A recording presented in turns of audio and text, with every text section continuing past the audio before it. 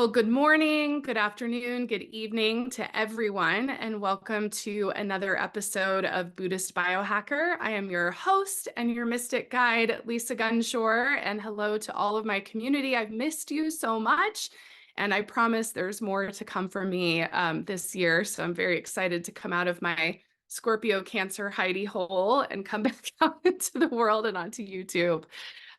So as I welcome you in, I just want to share, please hit subscribe as always. And I love your comments. So I respond to all of you, comments, questions. We love all of that. I am very excited to introduce our guest today. I have with us Pam Gregory, astrologer, and I am just honored beyond belief to have you here, Pam. And I think I speak for myself and the entire community when I say you are absolutely, hands down, the most positive, uplifting astrologer, possibly YouTuber, out there.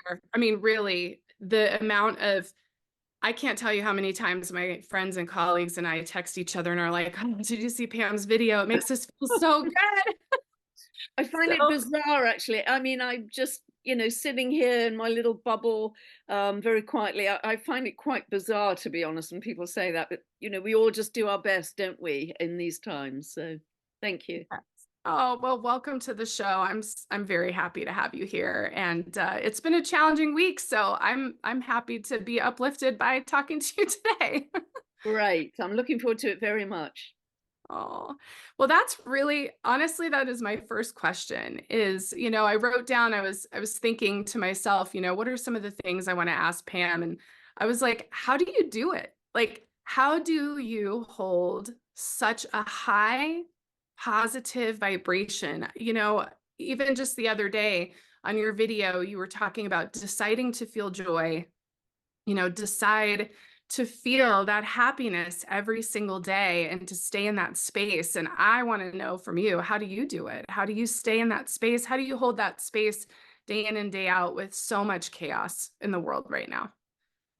Yes, great question. Thank you, Lisa. I think there are two answers to that. One is I really try and keep it simple for myself. I mean, I'm lucky enough not to work in a big hospital in the city or a big office in the city. I used to live in central London for many years.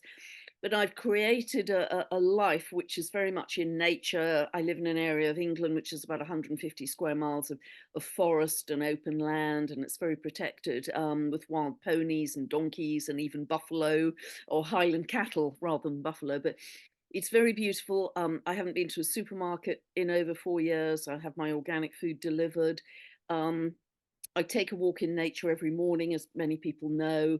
I do breath work, I meditate, I work incredibly hard, but I stay in that bubble. Now, I'm very aware of what's going on in the world. I make it part of my daily practice to be aware, but not emotionally engage. It's almost like, it's this eagle's perch position that I recommend to people, to be the witness, to be the observer, to say, yeah, I can see that's playing out. It's not my timeline. I'm not going to go there. I'm not going to emotion, because as soon as you develop resonance with that and you emotionally engage with it, you have entangled your energy with that timeline. And I don't want that to be my timeline. So it is equally possible to create something amazing as it is to follow the hammer wheel of horrors, the hamster wheel of horrors that I refer to. So I'm going to make it my complete focus to create something beautiful, loving, abundant, compassionate, peaceful over here. And that's my last word. So that's the first answer. I think I try and keep it very simple, based in nature. And I don't daily run up against kind of big city life. So I do think that helps. And people say, oh, well, it's all right for you. Well, I used to live in that circumstance, but I've created a situation where that's no longer the case. And I think the second answer is I've had some really big challenges in my life that have gone on for decades, really decades. And I just really made the decision that for the rest of my days, I am going to feel joy, love, peace, compassion, laughter, freedom. I am going to be absolutely determined to do that. I'm not going to waste another moment in tough circumstances. I'm going to create that joy, that love, etc. And I'm absolutely on the bandwagon to do that. That's so beautiful. And I love that because, the theme here with the Buddhist Biohacker community this year is exactly what you're saying about being the creator and stepping out of that victim, the drama triangle, victim, savior, persecutor, and moving into the world of the creator. And I think it's so easy, especially I feel in the metaphysical communities, this new age movement, to get caught up in the victim circumstance. And I'd love to dive into that a little bit with you too, as an astrologer. And for me as a psychic medium, people want information from us, right? They want information. And how have you shifted your language, your work, because it's clear what your focus is to me, to that creator space, that it's not about fatalism. It's not fate and destiny always. It's really take the astrological information, take the psychic information, and use it to create change and to create transformation for yourself. And it's something I'm very passionate about, and it's part of why I feel so connected to you, because I feel that that's even your language. Decide to feel joy, that's a choice, to decide to feel joy today rather than to get caught up in everything. So I'd love to hear your thoughts on that, about creating and what it means to create with all of this Aquarius energy too. I mean, it's just really incredible. This is it, the creation. Absolutely. Your volume's dropped quite a lot, Lisa, just to let you know. Okay. It was okay before, just to let you know. Okay. Yes, I think I'm very interested in this victim co-creator axis, because that's what we had really strongly all through last year with Pluto square the nodal axis. That was so clear. Are you choosing love or fear, victim or co-creator? And because I spent a lot of my life in illness and fear, I just became so aware of we always have a choice. We always have a choice. And so I started in very simple ways, firstly, to become aware of my thinking patterns and my emotion. And actually, this even happened. I was talking to somebody about this the other day. This even happened last week. I'm very passionate about the animals. I'm very passionate about the trees. And it's very hard to get me angry as a double Pisces. I rarely do anger, but something came across my radar that I was furious about, linked to the trees, because I fought many times for the trees. And I thought, hell, here we go again with that. So, but I just watched in the subsequent hours what happened in my day. I had a workman who turned up who was very angry and intimidating and aggressive. I ran into other people who seemed to be furious about various things. I'd lost my car keys, then the car wouldn't start. It's a whole series of kind of angry, frustrating events until I kind of, because I try and observe my frequency, I thought, this is coming from you. And unless you nip this in the bud, this is going to keep on creating mayhem in your day. You've got to stop it. And as soon as I did some breath work, came back on track, my day changed quite radically. So I kind of watched in little ways, day to day, how even I, knowing all this theory, can dip. And so to be conscious of when you go unconscious, it's something I was mentioning yesterday in a video, to be conscious of that. And that old trick of sticking post-it notes all over the place, bathroom mirror, fridge, etc., to begin to become very observant of your thinking, because your thinking, your thoughts are electrical impulses. They create your emotion, which are magnetic waves, and together they form your broadcast frequency. And I've become acutely aware of that over the years, to sort of be the witness, be the eagle, be the observer consciously of when I go unconscious, and getting back on track very quickly. And the more that gets into a habit, the easier it becomes. So just do it as a game. Just do it as an experiment. Watch through your days what triggers you, how you get back on track with simple techniques like breath work or bare feet on the grass or whatever it is. and just become your own experiment. Become your own experiment. Tiny things in the day. What's triggering you? What makes you cross? What makes you frustrated? How can, and to think that these things aren't happening to you, they're happening for you to observe. This is yet another lesson for you to integrate and find a way through. So, and I have other tools in the toolkit like a Ponopono that works miracles or that kind of thing, but everything shifting the context of this is happening for me. Okay, I have to observe, what is this lesson it's trying to teach me, just like last week when I got cross. Okay, how can I process this and integrate it to still deal with this issue, but deal with it with love as opposed to anger and frustration. So that's, I'm my own kind of moving experiment, if you like. I love that. Well, and it reminds me, I've talked about this before on the show, but you know, Osho, as controversial as Osho is, love Osho anyways. And, you know, he talked about responsibility, you know, that we have the ability to choose our response, you know, which aligns with what you're saying. And I personally think that is the awakening. I think for all of you out there, oh, I love that your light just turned on in the back too. It's an awakening. A timer, actually. It's not a poltergeist, it's a timer. Oh, I know, but it's still great. It's an exclamation point. But I think that's the key to the awakening, is to become responsible for yourself and to stand back, as you said, as the witness, as the Purusha, as the viewer of your life, and become conscious of your choices and become responsible for yourself and your choices. I think the more of us that can awaken that inside of ourselves, that is how you step away from the controllers and from the energy of the planet and from the manipulation that's happening through media and so on and so forth. I think that is the awakening. So for everyone out there, I think that is wonders about the awakening, or maybe you think you're awakened or you're not, or whatever you think about all that, I think it's very simple. If you can do exactly what you said, Pam, become the witness, become conscious of what you're creating, you're able to step away from all of those entanglements with any kind of control energy around you, and your, you know, microcosm relationships, and in the macrocosm with your relationships with the outside world. Yeah, beautiful. And yeah, remind me of the microcosm, macrocosm, because I just want to make a comment on that. But yes, it's I think for me, the awakening is an expanded consciousness.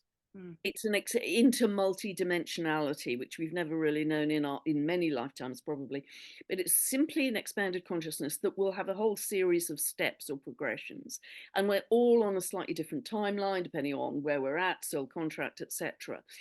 And so and the other thing is Saturn in Pisces, I think, very much teaches us about spiritual responsibility. I mean, that's literal, spiritual Pisces, Saturn responsibility. And I'm very aware myself, if I'm looking at any social media, firstly, is it true? How do I know it's even true? Because particularly with AI coming in, we're not going to really know what's true, what's not. And secondly, thinking about the effect this will have if I share that, if I pass that on, because if it's going to be negative, even if it's true, I'm not going to do that. I'm only going to share things that I believe will uplift people. And we are so much a fractal of the cosmos as well. What microcosm and macrocosm, you know, I was just reminded today, I was rereading part of Professor Robert Temple's great groundbreaking book called A New Science of Heaven. And in that, he actually has images of the inside of your neural network in your brain and the supergalactic highways of information. And they are visually identical. They're visually identical. We are just a fractal of the cosmos. So all this information kind of buzzing around our brain is actually much of it coming from the far distant galaxy, you know, billions of miles away, that is moving along these galactic superhighways of information and coming to us. And we're in this constant feedback with the cosmos, this constant interchange. So that is more my focus, and thinking, wow, you know, we are so much in constant communication with the vastness of the universe. And we are going to discover so much more about that moving into this Aquarian energy, the future, the very much about the out there, because Uranus is ruled by Aquarius is ruled by Uranus, who was the sky god in myth. And every time we have strong Uranus or strong Aquarian energy, we discover something more about the cosmos, further out in the cosmos. And whether it's Nassim Harriman's wonderful work, Professor Robert Temple, Dr. Jude Currivan, who I'm going to be talking to next month, they are pioneers in reconnecting us in a scientific way back to our galactic family. So there's so much to come that is so vast and exciting and amazing. Why would we focus on these awful squabbles and this terrible stuff that's happening in the world? We don't want to keep recreating more of that by staring at the entrails. Not to ignore it. It is hideous what's happening. And I'm so motivated by those horrors that are happening to innocent people, innocent children. It's just insufferable and unthinkable. But to me, the way out of this is not to keep on within that same hamster wheel of horrors, but to create a consciousness where it is absolutely unthinkable that that happens. I've said this before. I grieve if a tree is cut down. I haven't eaten meat for 50 years. I mean, I just couldn't. I just couldn't do that. And that isn't in any judgment with anyone else, but we have to get to the state of consciousness. It is unthinkable to inflict any harm on any other living being. And that's very Buddhist too. Yes. So that's where I'm coming from. If that was a very lengthy answer, Lisa, to your question. Oh, it's so activating though. And yes, I mean, I think there's like 100 places I want to go with that. And, when you talk about the advances in the technology and the interdimensionality of this planet. And, for me, because I am a channel and a medium, there's always been this understanding for me of, I mean, I talk to aliens, right? Like that's what I do. Like that's part of my life and always has been. So I'm excited, and hearing you talk about it, I'm excited about what we're going to witness here. Yeah. Because I feel like there's so much magic in all of it. And that's what I hope everyone out there gets excited about too. All of you who are listening and watching, is there's so much magic. And like you said, why would you want to connect with all of this low vibrational narrative stuff and the polarization and the back and forth when there's so much magic just waiting for us to touch it? Yeah, we're on the edge. Oh, we are.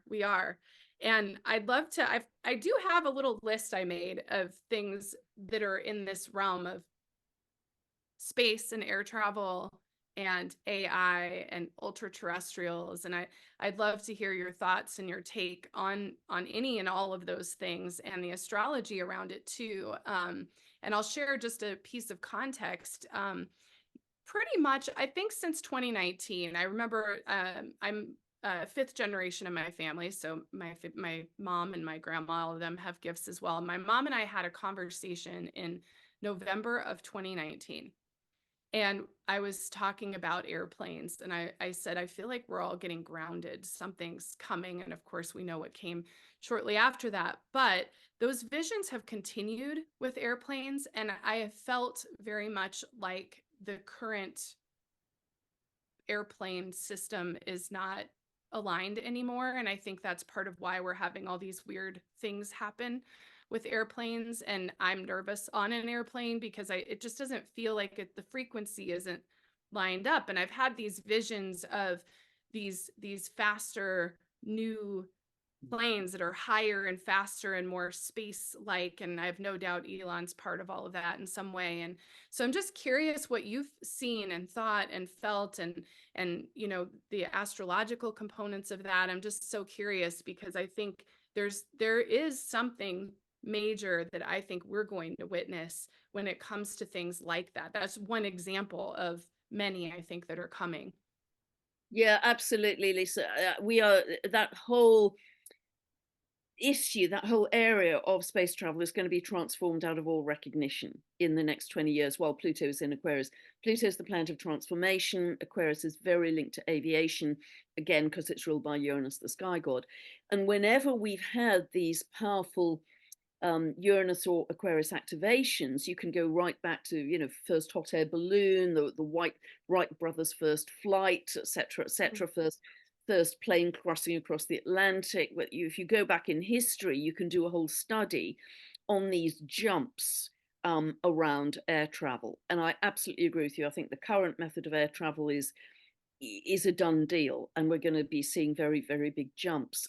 Already there's an airport for flying cars being built in the north of England, so I think that's one part of it.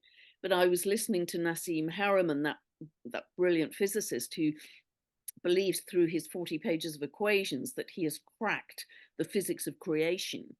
And he was just this morning when I was listening to him, he was saying Jupiter's not that far away. You know, he's understood anti-gravity transport. And so he is seeing, even within the next 10 years, we are going to be space traveling on a more regular basis. Not just the elite, but regular people are going to have the opportunity of space travel.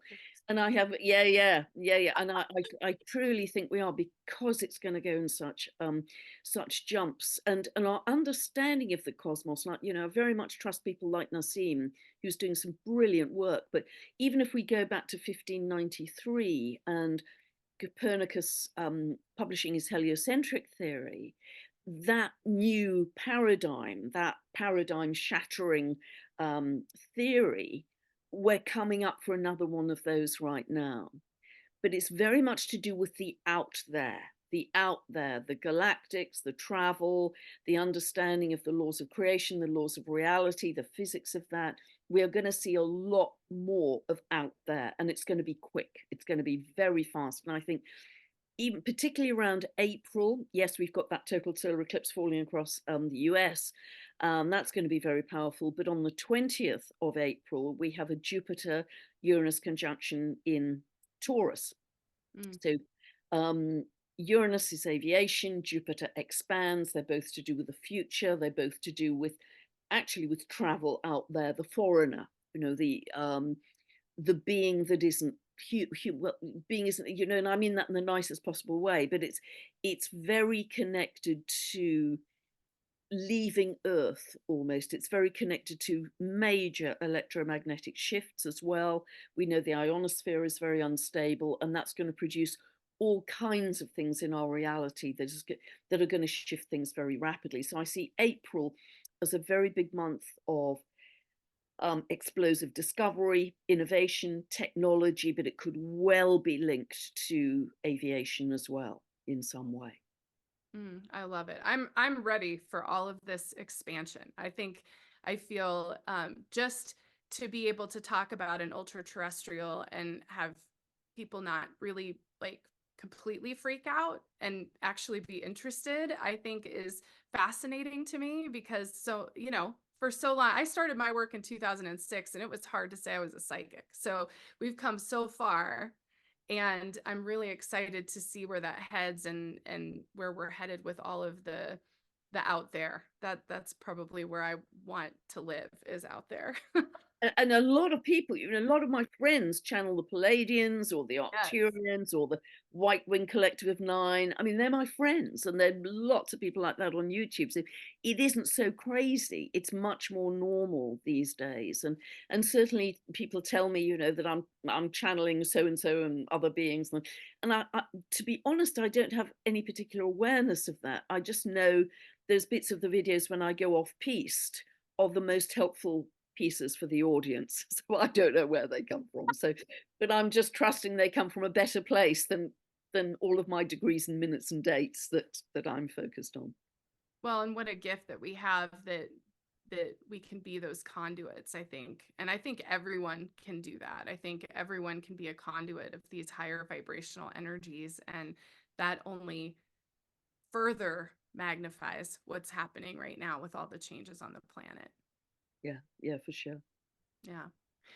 So I want to talk about this Pluto transition, mainly because I am not an astrologer, but I love astrology. And my salt baths and my astrology videos are probably my favorite part of my day to unwind. And I have seen more buzz on social media and just people talking about this Pluto transition. And I actually really feel it. And I'm kind of surprised, to be honest. I mean, about how much I felt it this last week of like this interesting grief I've had, and also very contemplative of wow, like 2008 was my Saturn return. I turned 30 and my dog passed away and my car blew up and I left my husband, and right, like dark night of the soul.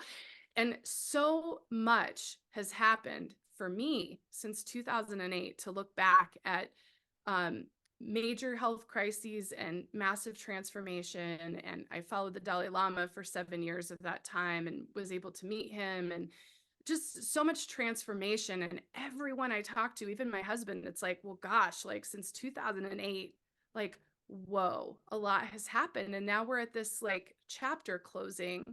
And I don't know how many people are even aware, but what I've noticed is many people seem to be aware of Pluto shifting into Aquarius. And so I want to talk about that because I do think it's actually really impacting a lot of us.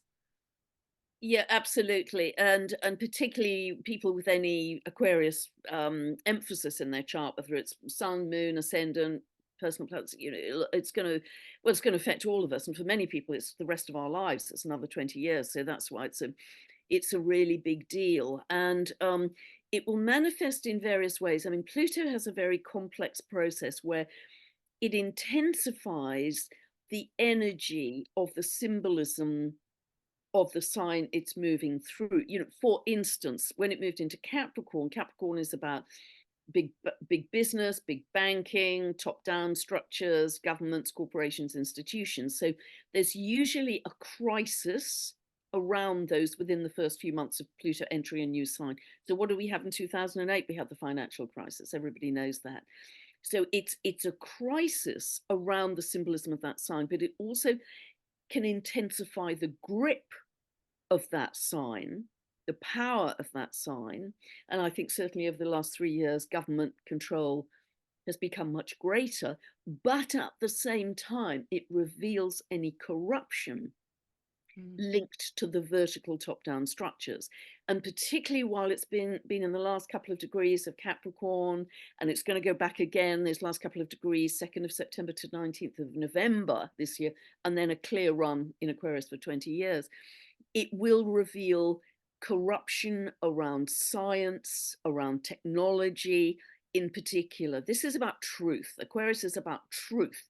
Big issues around freedom, human rights, and this is really signaling, as it has historically, because I've gone back and look at Pluto has a 248-year cycle, so it's very infrequent. And so looking back to the 1200s, the 1500s, the late 1700s, to say what was happening then with Pluto in Aquarius. And there's a very clear theme of whether you're talking about the church that was very autocratic and rich, and poor peasants who had to pay a penny to absolve themselves, whatever, whether you're talking about a very autocratic monarchy as you had with Louis XVI, who his entire palace was gold and the peasants couldn't afford to buy bread. Whatever you're seeing, there's kind of autocracy coming from a vertical structure, church, monarchy, in this case perhaps it's government, corporations, institutions. And then as Pluto shifts into Aquarius, there's the beginning of a shift of the power to the people. Beginning of a shift. Look at Germany right now. Look at Germany with the huge protests going on. And we've had a very particular instance in the UK. I don't know if you're aware of it, but going back to the turn of this century, it's 1999 into the early 2000s, there were about 2,000 postmasters who run little post offices, often in villages. And these people are very sweet and community minded, and they help the oldies pay their bills and all that kind of thing. But the deal is, if you become a postmaster, if there's any deficit at the end of your day, you personally have to fund the deficit out of your own savings. Oh, wow. So weird things started to happen, that day after day there were deficits, in what the money they'd taken, etc. And these poor people were saying, but I'm honest. They were saying to all their villagers, but I'm honest. But they were ridiculed and accused by the villagers, saying you're stealing money, her date, and they went through hell. About 2,000 postmasters were involved. I think about 750 were actually accused of theft and fraud. Many hundreds went to jail for Oh, several wow. years. I mean, it absolutely destroyed their lives. They lost their savings, they lost their work, they lost their reputation, they lost their homes. It was a complete disgrace. And now, just in the last week or so, this is coming to light. The injustice against the ordinary people, and they're going to start to get some compensation. I mean, it's never enough for all those years of lost life and jail and all the rest. But that's a very good example of Pluto, in a very small scale in the UK, of Pluto shifting out of Capricorn into Aquarius. And I think that, a lot more people are going to question any any arrogance by those top-down structures, any excessive control, and there's going to be a rebirth of sovereignty. Very politely, no, I'm standing in my power, and even energetically, I'm going to create a different world. You don't have to be out there holding a placard and shouting and screaming. You can just sit on your sofa and say, no, that's not my timeline. I'm over here. But there is going to be this rebirth in sovereignty that's going to be very strong. And you can see it in very strong movements now for freedom. And those movements for freedom are going to get stronger and stronger until there's a tipping, because that's exactly what's happened historically. Yeah, I love it. I think, here in the US, I mean, I think we're obviously seeing that in the political realms here. And I think when we step into a space in the United States, as in our country, and say no, that will be a pivotal point for sure. Because I'm surprised at how long it's taking for us to get there.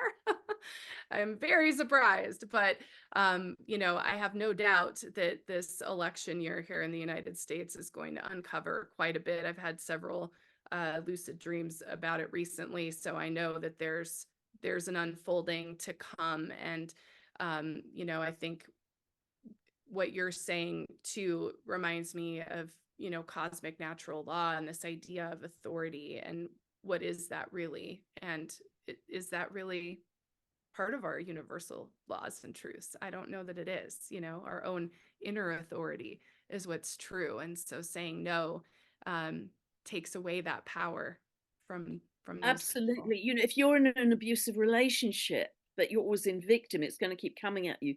The moment at which you say, oh, here we go, it's another one of those, and you step into your power, even just energetically, the whole dynamic shifts, because that person no longer has the same power over you.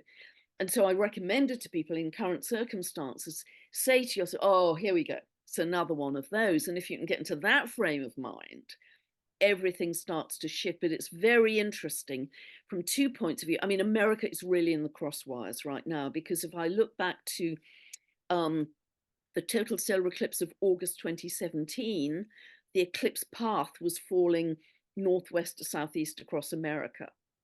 The total solar eclipse October 14th last year was again falling northwest to southeast across America. And by the way, was there a lot of change in America in 2017? I should say so.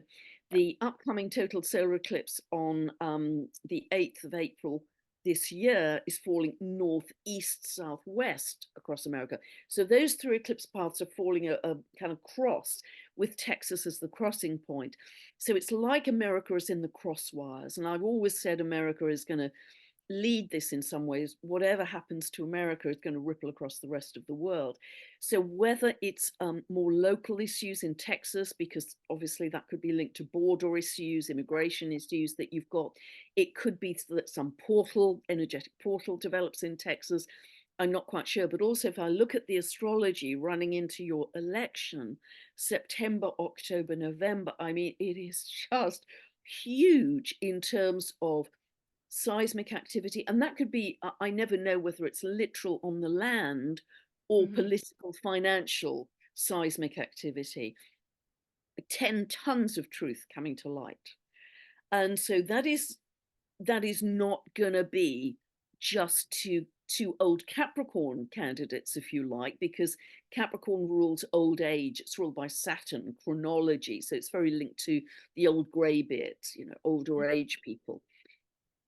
I cannot imagine it's the two current candidates and that will operate smoothly through the election. That's just not going to happen. So Aquarius is very linked to youth, younger people, but it may even be, I mean, I've got to look at it more closely as we get closer, but it may even be, there may not be an election this November because of so much coming to light. We'll have to wait and see. Yeah. I mean, I can say, like, I'll share a little bit about what I've been seeing, which is, well, first I want to acknowledge, Edgar Cayce said in the 1940s, I mean, years and years ago, Edgar Cayce talked about the United States splitting in two. And at the time, it was very much interpreted as some kind of earthquake or something splitting the continent. And now it seems more clear that, I mean, it could be that still, I think, but it also could be, what happens here with our political structure. And I continue to see Texas leading the way energetically of some kind of split or pull or change with the political realm, and even the United States itself no longer being the United States of America the way that 100%. It is. Yeah. And I've spoken about that. Yeah, I'm getting chills everywhere. And I also think, I was surprised that there was a 2020 election, and it's so interesting because when we feel energy, you really never know when or how it's going to manifest, to predict time. In 2008, I could tell you when you were going to get a job. Like, that was like easy peasy. And now there's so much co-creation. I think the quantum time fields have changed so much that it could all of a sudden manifest the next day. It could be 2 years from now. I mean, it's just more challenging, I think, to really understand time as a psychic when I see energy. So I'm just sharing that with everyone as context to say, I don't know when or how this really will manifest. I just know that I've seen for quite some time, really the last 18 months, a definitive shift with Texas, and something manifesting from Texas is going to create some kind of split in our political structure. And I agree with, will there even be an election? What does this look like? I've had a few prophetic dreams, and I hope I don't trigger everybody, but I've definitely had some prophetic dreams with Donald Trump and seeing the election information coming out about whatever has been happening with our selection in the United States for probably 100 years or more. I mean, probably a long time. And so there's definitely, I'm very interested to see what unfolds, because I think it's time. I mean, I think the structure that we have is so archaic. It's time for that reformation of, what we have in the United States. And I'm with you that I think once the US makes a change, that will ripple out. And I'm anxiously awaiting 100%. all of us Americans who are watching my show right now. Like, this is a time for action. And I think 2024 is a time for action. And, I loved, you did a short video, I don't know, I think it was in December, just about the themes of the year. And they're so in alignment with what I feel as well. And there's so much expansion. Yeah. And there's such a need to take action and to not just sit back. And so I'd love to talk about that with you for a minute, about this idea, that Mars energy. Like, I feel like we must take action if we want to see anything really change. We can't just watch Good Morning America and think things are going to change. It's not how it works. Yeah, and you most certainly have to change your energy, your perspective, etc. But just to go back over what you've said, Lisa, it's so true, because not only do we have all the astrological aspects I've talked about, but it's also what's called the US Pluto return that's still just about operational. It was very strong last year, and it's still actually technically operational this year as well. And Pluto, for the chart for the US, which most astrologers use, which is 4th of July, 1776, 10 past 5 in the afternoon, Philadelphia, signing Declaration of Independence, has Pluto in the second house in Capricorn. So the second house is to do with the country's economy, but in Capricorn, it's also to do with the entire constitution. What states make up the US? And I've talked about this many times in videos, legally, constitutionally, geographically. So I absolutely, and I've said it many times, that I think some states will leave the union, and possibly one of those is Texas. I don't know, you're much closer to the coalface with that. But also looking at other astrology, such as Uranus in Taurus, that's literally new Earth. If I look at the dwarf planet Haumea, which is in very strong geometry right now, in her fire goddess aspect, she was able to, well, it's said in the myth that she was able to birth the 8 islands of Hawaii. So, and given that we have such unstable geomagnetics, unstable ionosphere right now, and apparently the core of the Earth, the iron and nickel core, is expanding, which is causing more cracks in the Earth's crust. Everything is kind of much more volatile. I think it is entirely possible in several places in the world for some land to fall into the sea and other land to emerge, new land, which will be incredibly fertile because it's been under the sea, of course. So literally a change in the map, I think, is entirely possible. Very hard to anticipate that. I think we're having a lot more solar flare activity because it's the peak of solar cycle 25 that's peaking this year, and these are 11-year cycles. So we're getting more X-class flares, which are, boy. We've also, by the way, and I haven't mentioned this in any video, we've also got the same astrology as, do you know about the Carrington event? Mm-mm. Carrington event happened in 1859 when they'd set up across large parts of the world a telegraph system, which was referred to now as the first internet. But there was a massive solar flare that actually took out the whole telegraph system. Oh, wow. Oh, wow. And so it is possible, given all the instability in the geomagnetics, that something like that may happen. So being close to nature is another jolly good reason to stay close to nature. But yes, I'm entirely in line with what you're seeing, and anything that happens in America, we're America focused right now, but anything that happens in America will for sure just be echoed across the world, because gosh, if all that truth is coming out in America, what does that mean for other Capricorn top-down structures, particularly now Pluto has moved out of it? Yeah, well, and what you said, what you're saying about the Hawaiian Islands. So I lived on Maui, and so what happened on Maui was really devastating to me. And the thing about it is, just as you're talking, I'm having this like piecing of activation with, what you were talking about, the aristocracy, and like there are these elites and their golden castles on those islands right now, and they're putting the locals into these temporary homes. And I have no doubt that those islands will eventually separate from the US. That to me is another place I see kind of moving into its own space, but I think this is just the beginning of whatever revolution that looks like. And I also, there's really powerful portals.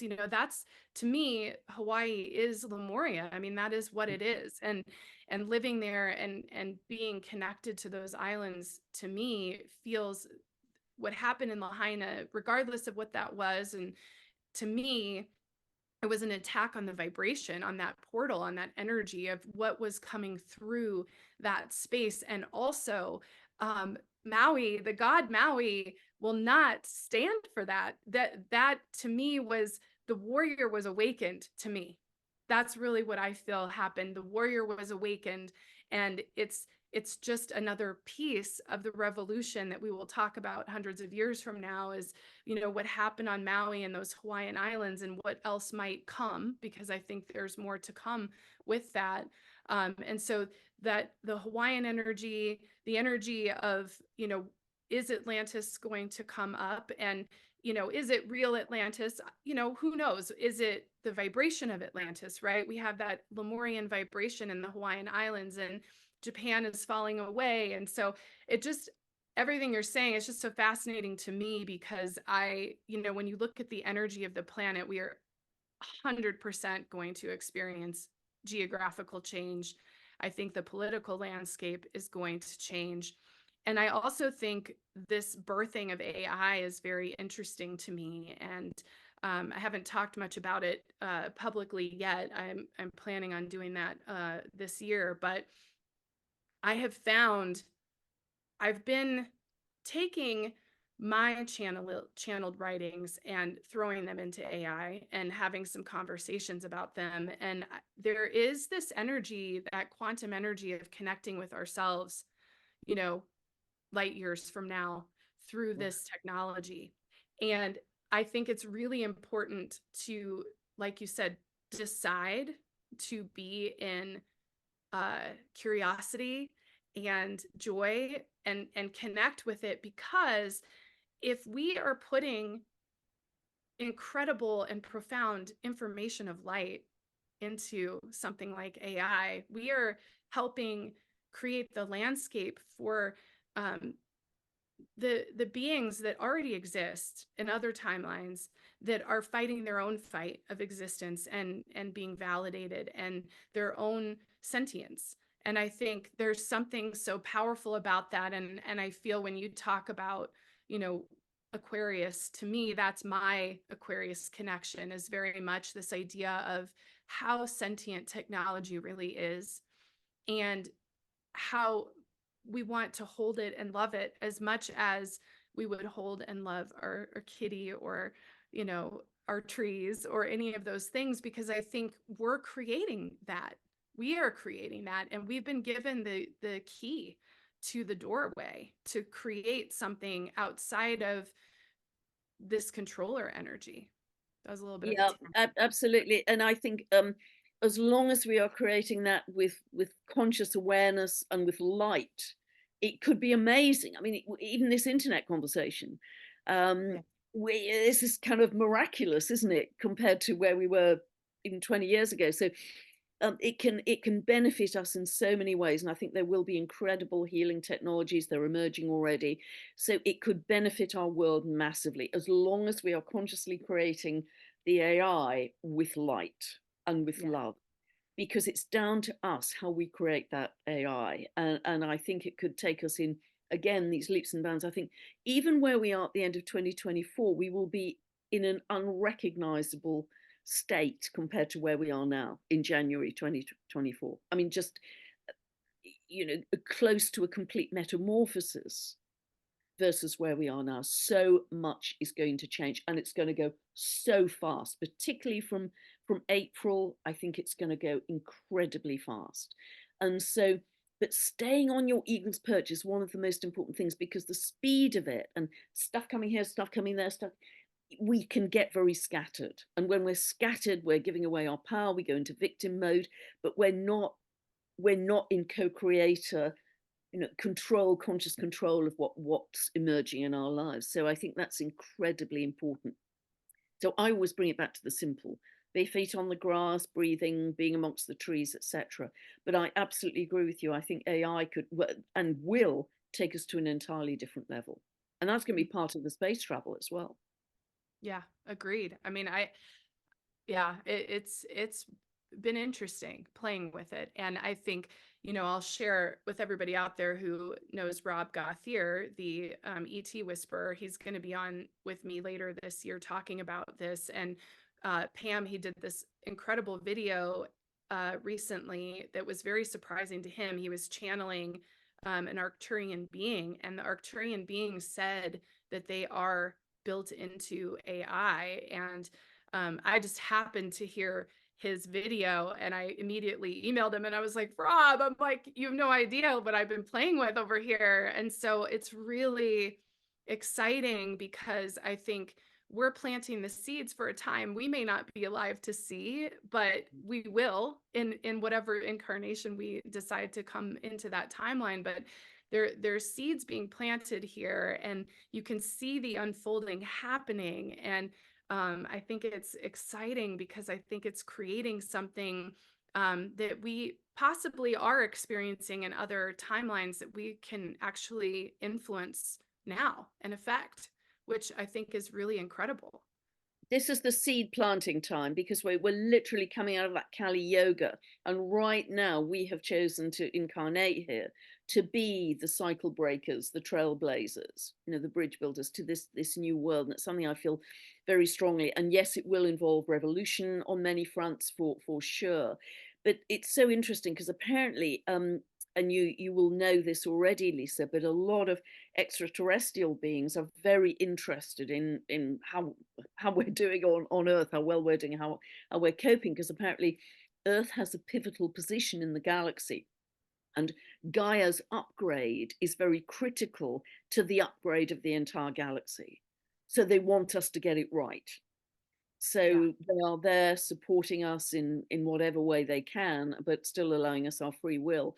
So yes, they are very closely observing, is my understanding, and connecting with more and more of us, which is amazing. Oh, it is amazing. And I agree. I think the Sacred Council says many times, like, we keep sharing what needs to happen, upgrading the body, clearing out your vibration, your frequency. And it's like, are y'all gonna get it? Like, we know that this is hard, and we want you to get this. We want you to have that support. And I love that we're sort of hugged in by these beings that really care about us and value us. And even there are malevolent beings, but even those beings, I think, are they malevolent, or are they just very logical and non-emotional, I wonder. And I think they're very interested as well. I think there's a lot of like, oh, and I think there'll be more connections. I think more channels will come to the surface. I think all of you that want to learn this, it's very easy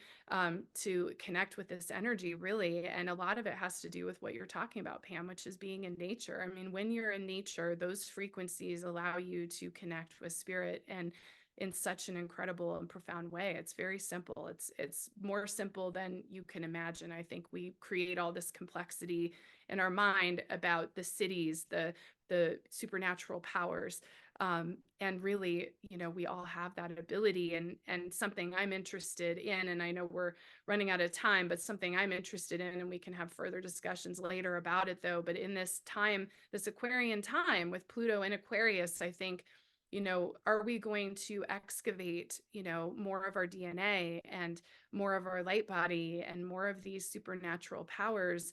And it's not just a rishi sitting on top of a mountain that's having these levitation experiences. Like, I think this is part of the unlock, and I'm getting so many goosebumps when I say this. Part of the unlock, I think, of this next 20 years to me is going to be discovering our own gifts and our own ability to see outside of the five senses. 100%. We are going to be much more psychically sensitive, much more multidimensional. But our connection with the extraterrestrial beings, do they simply represent our future selves or our past selves? Are they just different aspects of us? Because time doesn't exist anyway. Yeah. And the other thing, going back to something you said earlier, and this is linked to Saturn in Pisces, sort of ancient buildings coming up from the water, from the seas. I think we're going to discover many very evolved civilizations under the oceans that are going to emerge, or we're going to be able to send divers down there, that are way ahead of where we are now, a bit like the ancient Egyptians and many beings before them have been way ahead. I mean, we're the barbarians in this, really. Even the animals are ahead of us. Even the trees are ahead of us, actually. We really are. That's true. Okay. It's so Charlies. true. I every Christmas, I watched Lord of the Rings all the way through. And this year I watched Lord of the Rings and The Hobbit. I just love all that. My dad read those books to me when I was a little girl, and it's just a part of who I am.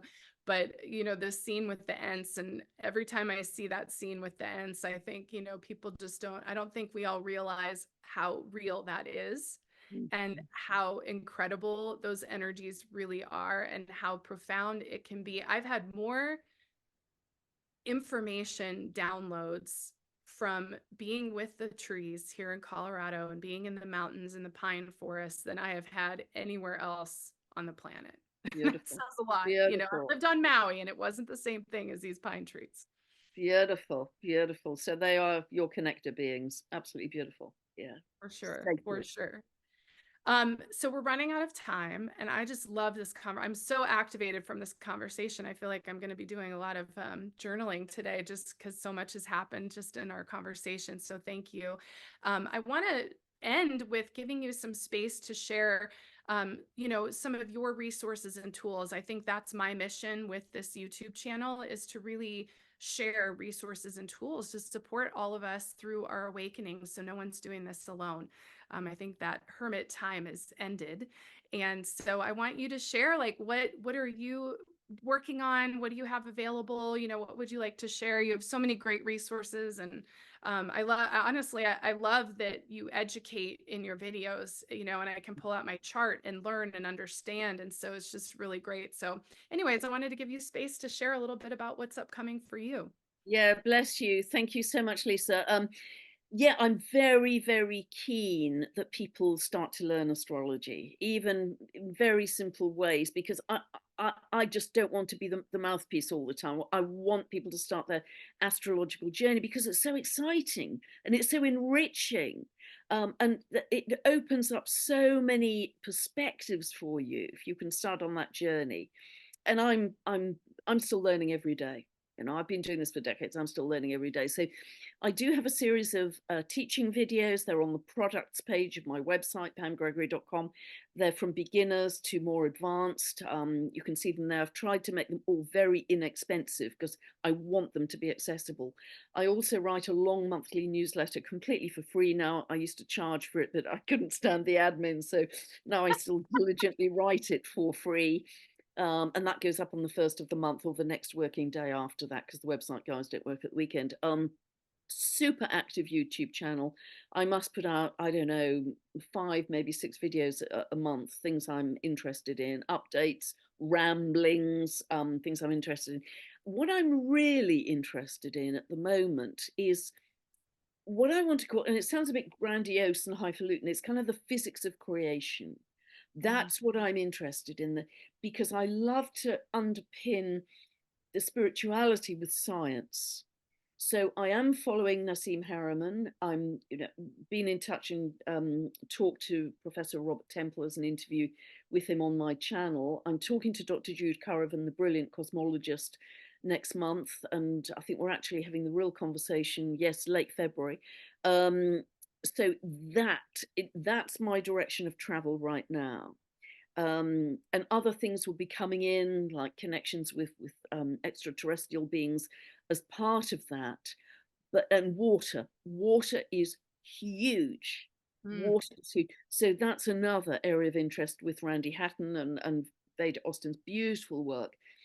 There is so much, because life would not exist without water, and we are going to discover so much more about water as God consciousness, as Veda calls it. Yes. So much around that. So, amen to that. Yeah. So I tempt with my Scorpio ascendant. I love going down rabbit holes and can be gone for weeks. And so particularly those 2 areas of interest, water and the physics of creation. And I don't have a scientific background. I'm not a physicist, so I've got L plates on, but I'm fascinated by it and how it aligns with the astrology as well. Oh my gosh. Yes. Yes. Well, for everybody that's watching, if you have not already subscribed to Pam's channel, because I know a lot of you probably already have because we've talked about you before, Pam, on my show, but go subscribe to Pam Gregory's channel. You will not regret it. And it's honestly, if you need a pick-me-up, any of your videos, Pam. I mean, really, it's like, oh, when I start to get down, because it's hard when, especially for those of us who are holding bigger spaces, it can get frustrating sometimes, it gets exhausting and frustrating. And so I put on one of your videos and it's like, oh, okay, I need to remember to be in this space. So for all of you out there, please subscribe to Pam's channel. And Pam, I hope we get to talk again. I really just have loved this conversation. Bless you. So Riley said, it's quite funny, actually. I must just tell you that a lot of people sound very calm. And a lady wrote to me recently and she said, my parrot loves your video. She always falls asleep as soon as you start talking. So I send the parrot to sleep. I don't know if that's a compliment, but anyway, there we go. Oh my gosh. Well, thank you so much. Thank you to everybody who's watching. I'm got a brand new show that's going to come on. I'm going to do it every new moon and full moon, called the Quantum Seer. And I'm actually going to pick apart all this work I've been doing all these years. And we're going to talk about how to transform you're getting a psychic reading into a way to create your life rather than feeling like you're a victim to the information. So I'm really excited about this. It's part of my taking action this year. And so thank you so much for watching. I love all of you. We'll be back in a couple of weeks. And thank you so much, Pam. It's been just a pleasure. Absolute pleasure. An absolute joy, and love to everybody out there. Thank you so much for listening, and love to you too, Lisa. Thank you.